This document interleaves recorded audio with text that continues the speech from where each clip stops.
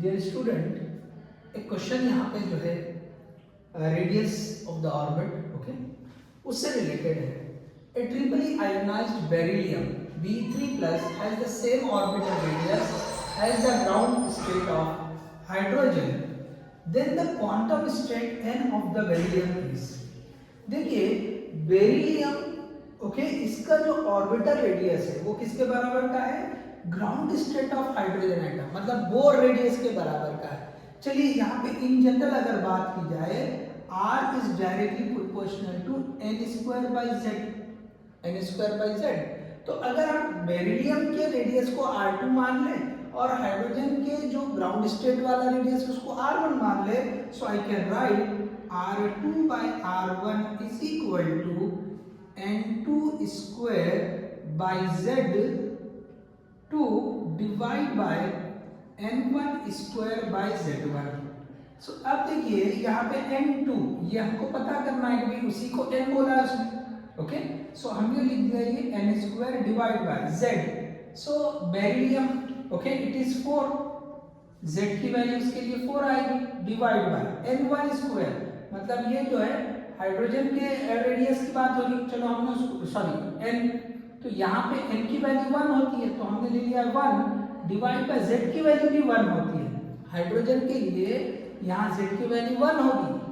And ये जो है, okay, this one, okay, ground state. So ground state means n is equal to 1, तो ये 1 का square divide by 1. So what we are getting, this will be n² by 4 into 1 by 1. So simply n² by 4. So this is R2 by R1. Okay, R2 by R1. So here these two, okay, यहाँ पे थोड़ा सा workout करेंगे. This R2 and R1 both are same. क्या लिखा है? Okay, the same orbital radius as the ground state of hydrogen. Beryllium का n वाली स्टेट पे जो रेडियस है वही जो है रेडियस हाइड्रोजन का ग्राउंड स्टेट वाला है. मतलब R2 और R1 दोनों सेम है. सो R2 और R1 अगर दोनों सेम रहेंगे, okay, since R2 is equal to R1, so you will get this 1 is equal to n² by 4. So therefore n² is equal to 4. So n is equal to 2. So that will be the correct answer. Okay, so you will get this n is equal to 2 is the correct option. अब देखिए इसी तरह का एक और question जो JEE में पूछा हुआ है, लास्ट ईयर का क्वेश्चन है, जेई 2023 का क्वेश्चन है. क्या दिया इसमें? देखिए फिर से, the radius of second orbit of helium plus, okay, second orbit मतलब m की वैल्यू 2 आ गई. किसके लिए? हीलियम के लिए आ गई. Okay, of core model is R1, उसको R1 बोला है.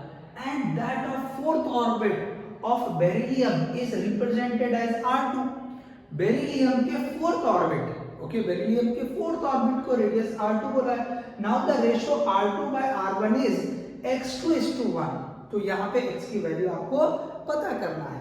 तो चले फिर से यही कंसेप्ट कि भाई जो R है it is directly proportional to n² by z. So I can write, okay, अब इसमें जो है R2 by R1 का रेशियो तो उसी तरह से लिखे R2 by R1 is equal to, फिर से हमने यहाँ लिखा n2² by z2 n1² by z1. So this can be written as n2² by z2 into ये z1 ऊपर जाएगा z1 डिवाइड बाय n1². अब प्रॉपरली आप जस्ट वो वैल्यूज को रख दो.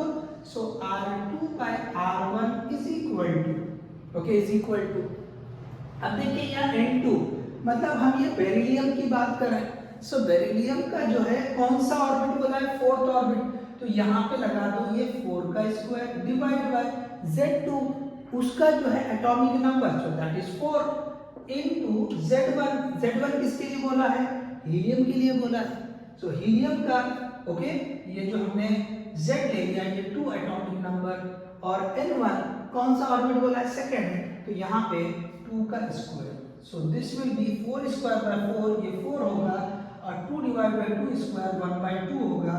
So therefore R2 by R1, okay, R2 by R1 is equal to, you will get 2 by 1. 2/1। इसी को बोला गया है x:1। तो ये जो है 2:1 ऐसे लिखेंगे, तो इसका मतलब x की वैल्यू जो आ जाएगी वो 2 आ जाएगी। x की वैल्यू कितनी आ जाएगी? This is the value of x, so you will get x is equal to 2। x is equal to 2, so this is the correct answer। okay, x की वैल्यू 2 आ जाएगी। Hope you understood this one. देखिए दो question एक जैसे हैं, ये बिना exam का क्वेश्चन, ओके, पीवाईक्यू नहीं, लेकिन ये पीवाईक्यू है, वो भी रिसेंट एग्जाम का। सो ये इस तरह के जो क्वेश्चन है, भले ये जेईई में पूछा है, but this can be expected in NEET exam also. Okay, thank you.